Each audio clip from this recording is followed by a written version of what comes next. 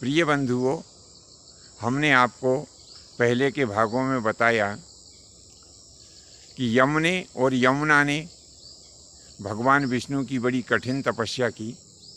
भगवान विष्णु इनकी तपस्या से प्रसन्न हुए और दर्शन देकर भगवान ने यम को यमपुरी का राजा बना दिया और यमुना से कहा कि यमुना, तुम भारत भूमि में चली जाओ, वहाँ पर जो ब्रह्मावर्त नाम का क्षेत्र है उस क्षेत्र में तुम नदी बनकर प्रवाहमान हो जाओ। तो यम और यमुना भगवान का आदेश मानकर अपने अपने कार्यों में लग गए।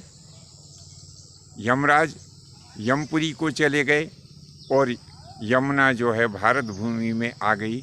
बहुत समय हो गया, दोनों बहन भाई एक दूसरे से नहीं मिल पाए।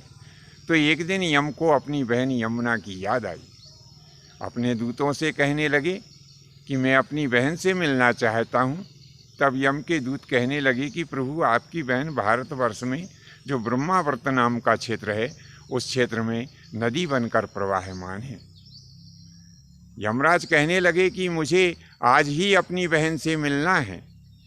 ऐसा विचार कर वे अपनी बहन से मिलने के लिए और भारतवर्ष के लिए चल पड़े। तो बंधुओं, जिस स्थान पर यमराज अपनी बहन से मिलने के लिए पहुँचे थे,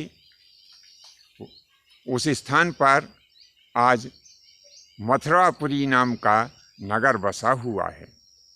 और जिस तिथि के दिन यमराज अपनी बहन के यहाँ पहुँचे थे, वह तिथि कार्तिक सुदी दूज थी, यानी उतरते कार्तिक की दूज थी। इस तिथि को भाई दूज के नाम से भी जानते हैं और यम द्वितीया के नाम से भी जानते हैं। जब यमराज अपनी बहन के यहाँ पहुँचे तो यमुना ने उनका बड़ा सत्कार किया, श्रेष्ठ आसन दिया बैठने के लिए और अर्घ्य दिया, जलपान कराया, उनकी आरती उतारी, तिलक लगाया, हाथ में कलावा बांधा। इसके पश्चात सुंदर सुंदर मिष्ठान उनको खिलाए। तब यमराज कहने लगे कि बहन, आज मैं तुम्हारे ऊपर बड़ा प्रसन्न हूँ, कोई भी वरदान मांग लो।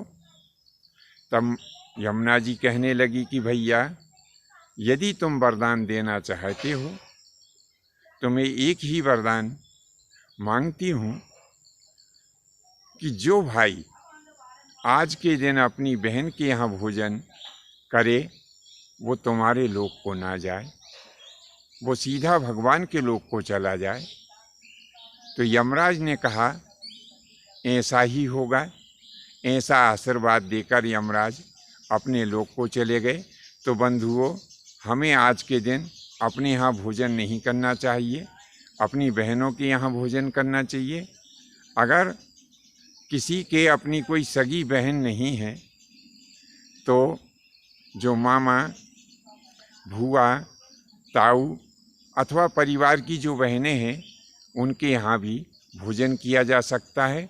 और यदि किसी के कोई परिवार की बहन नहीं है तो उन्हें चाहिए कि वे देवालय में जाएं, वहाँ भगवान का पूजन करें और वहीं पर भोजन प्रसादी जो मंदिर परिसर है उसमें भोजन प्रसादी बनाकर भगवान को भोग लगाकर वहाँ भोजन ग्रहण करें। गौशाला में भोजन ग्रहण करें, गाय की सर्वप्रथम गाय की पूजन करें और गाय की पूजन करने के पश्चात फिर गौशाला में ही भोजन ग्रहण करें। यदि पास में कहीं कोई नदी अथवा सुंदर बगीचा हो तो उस स्थान पर भी जाकर के भोजन प्रसादी बनाएं, प्रकृति को भोग लगाएं और उस भोजन को प्रसाद समझकर ग्रहण करें। जो प्राणी ऐसा करता है उसे यम की त्रास नहीं होती है, वो यमलोक को नहीं जाता है, वो भगवान विष्णु के लोक को चला जाता है। बंधुओं, आपको हमारा यह भाग कैसा लगा नीचे कमेंट्स बॉक्स में लिखें। आज के लिए बस इतना ही। शेष फिर कभी नए विषय के साथ में आपकी सेवा में उपस्थित होंगे। आज्ञा दीजिए। धन्यवाद। जय माता की, जय परशुराम जी की।